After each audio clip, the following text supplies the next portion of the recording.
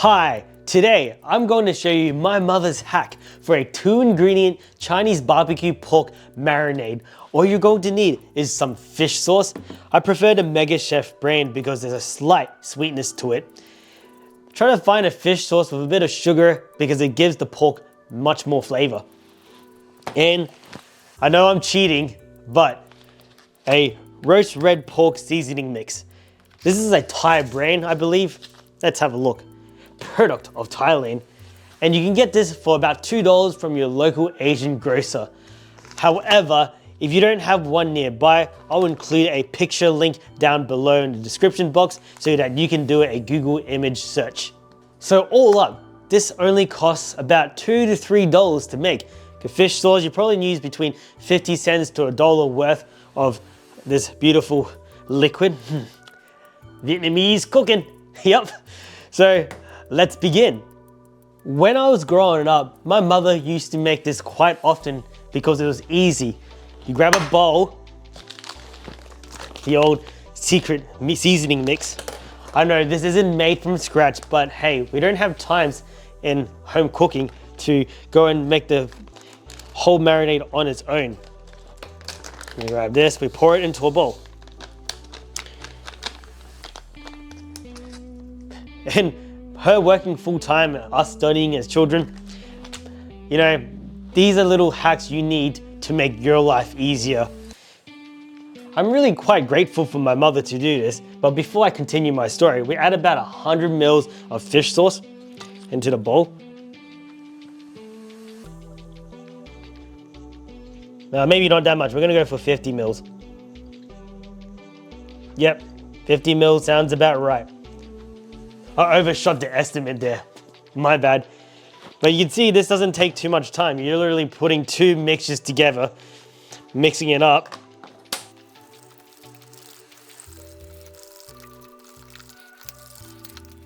You should get this sort of thick consistency right about here.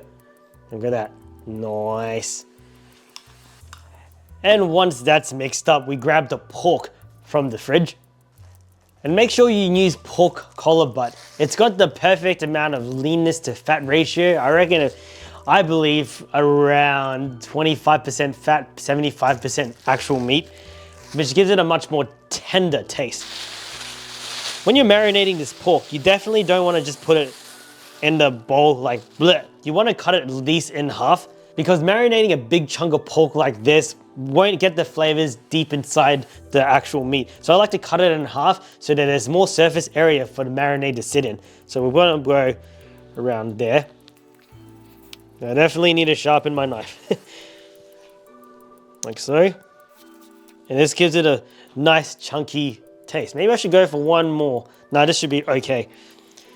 I probably should have cut it in thirds, my bad.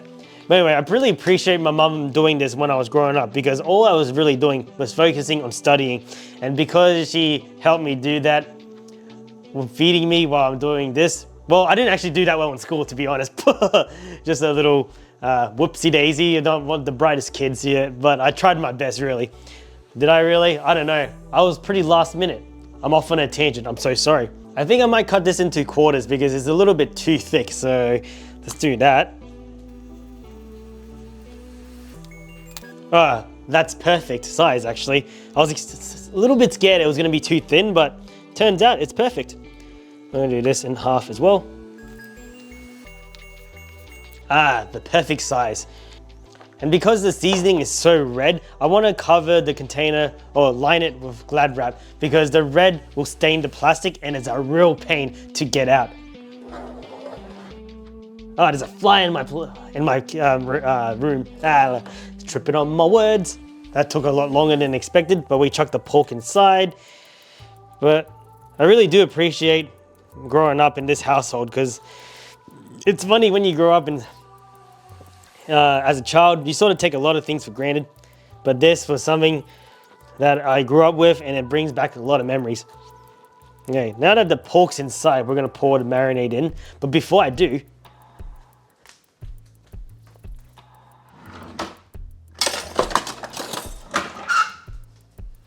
the old trusty silicone spatula.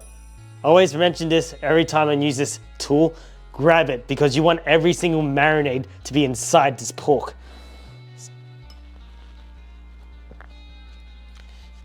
Sometimes I wish I did achieve more than my parents wanted me to, but because of a lot of influence growing up as an Asian in a very Western world, I was influenced by wanting to be an influencer, and it's only taken me this long to try again. I've tried several times. Oh, look at that. We're gonna pour it in. Don't worry, get your hands dirty because that's the only way you can really get the marinade inside. Beautiful. Look at that, that's a lot of red.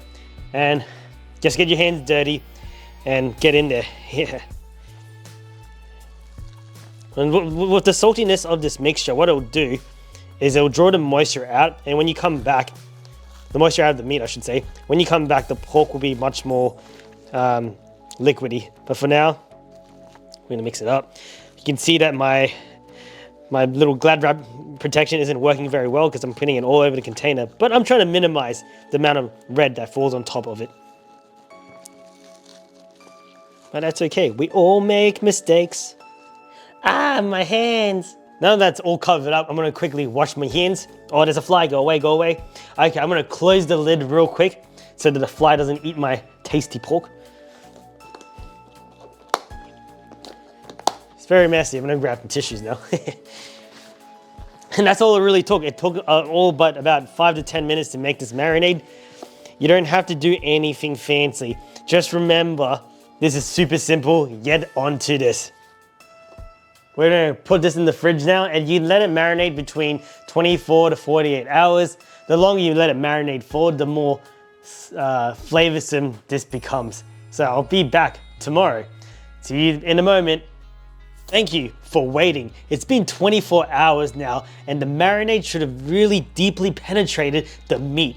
So here it is. The greatest part of this recipe is that you only need an air fryer or an oven. It takes between 30 to 40 minutes depending on the thickness of the meat. And I'm gonna be using my Dual Ninja air fryer. I've lined my trays with baking paper so that way I don't have to wash it up so bad. There is quite a lot of sugar in this marinade, so if you put it on too high heat or it's been there for too long, it starts to stick into the tray, which makes it really hard to scrub. Anyway, let's bring it in.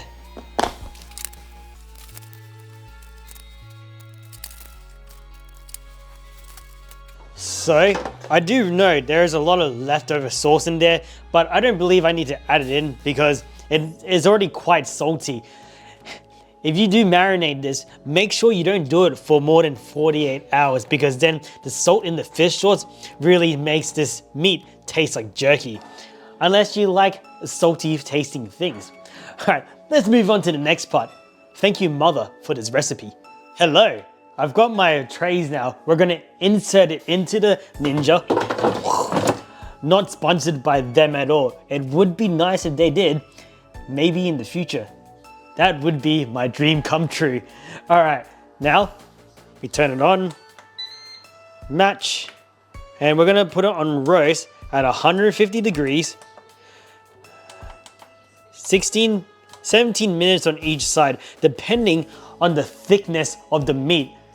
I'd say if it's quite thick, you go about 20 to 22 minutes, but because the meat in here is quite thin, I'm gonna go for 17 minutes on each side. We have to flip it both ways because if you don't, especially as I said before, there is quite a lot of sugar in this marinade.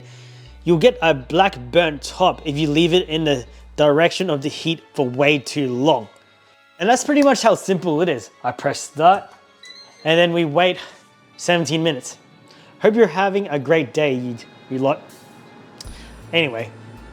Remember to rest it for 15 minutes. I've skipped that for you so that it would look delicious. Whoa, look at that red.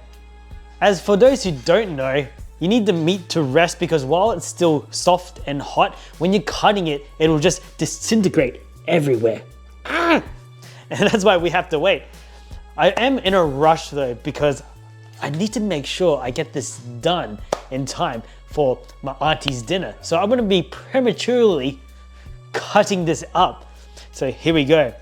Let's hope that it's delicious. gonna burn my finger doing this one.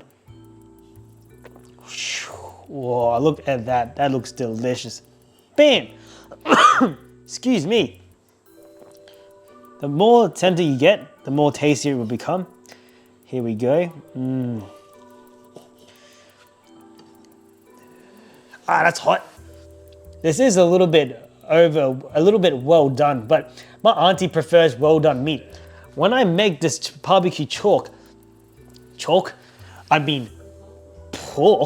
I prefer it much better when it's medium rare. Anyway, let's give this a taste. Even though it's a little bit well done, it's still juicy and full of flavor. All right, I'm gonna call out my mum so to see if she thinks that what I did lives up to how she cooks her pork. So, mẹ ơi. Hello.